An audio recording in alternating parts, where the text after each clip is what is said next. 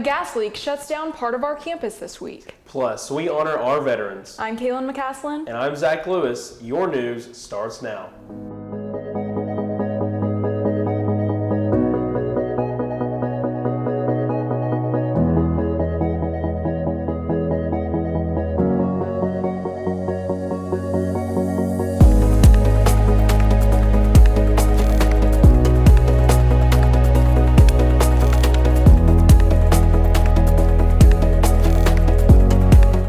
A gas leak shut down part of our campus this week. A construction crew hit a line they did not know existed underground in the Oak Street construction zone. UTC officials told people in surrounding buildings to shelter in place. Here's a video of fire units moving into place.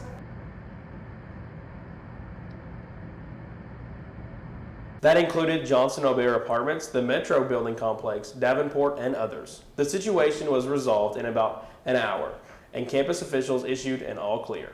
An Arizona man is accused of trespassing into a campus dorm, then pulling the fire alarm. The campus crime log identifies a man, 25-year-old Ethan McIver. He's charged with criminal trespass, theft of property, and false reports. The incident happened early Thursday morning. UTC honored our vets this week.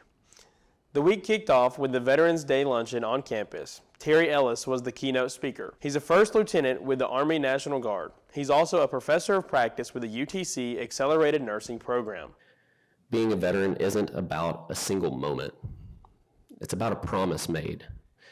It begins the moment that you raise your right hand and swear an oath to support and defend this Constitution of the United States of America to both enemies, foreign and domestic.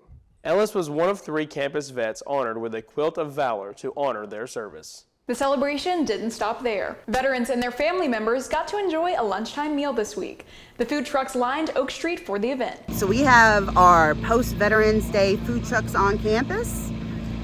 So veterans, their dependents can come out and eat.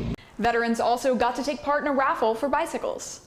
Hundreds of UTC students came out to Chamberlain Field for our annual Fall Festival. Here is a look back.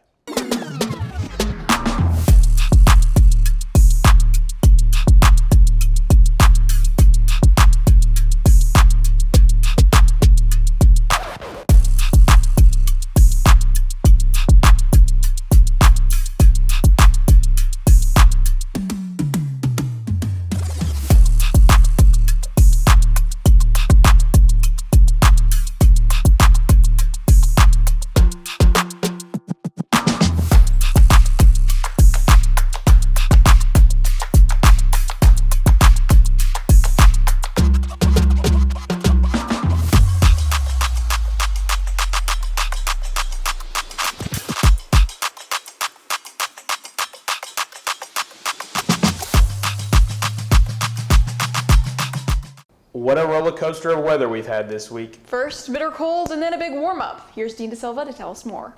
We had a frigid start to the week. Folks were bundled up as they went to class on Monday, but that's after a cold front blew in from the Arctic. At times, you could see snowflakes falling through the air, but not enough to cover the ground. Human-caused climate change boosted the destructive winds and the rain unleashed by Hurricane Melissa. According to an analysis released Thursday, Melissa is one of the strongest Atlantic hurricanes to ever make landfall and brought destructive weather to Jamaica, Haiti, the Dominican Republic, Cuba, causing dozens of deaths across the Caribbean. The rapid analysis found that climate change increased Melissa's maximum wind speeds by 7% and made the rainfall near the center of the storm increase 16% in intensity. A low-pressure system is expected to move across the southeast U.S. between the 20th and the 23rd. This system is expected to develop into a mid-latitude cyclone and could bring potential for severe weather conditions. It is too early to tell specifics, but this is something to watch in case conditions become more favorable. We're looking at a pretty mild and sunny weekend, with highs hovering around 70 and lows in the high 40s. Monday's looking a little chilly, with an expected high of 64 and a low of 40.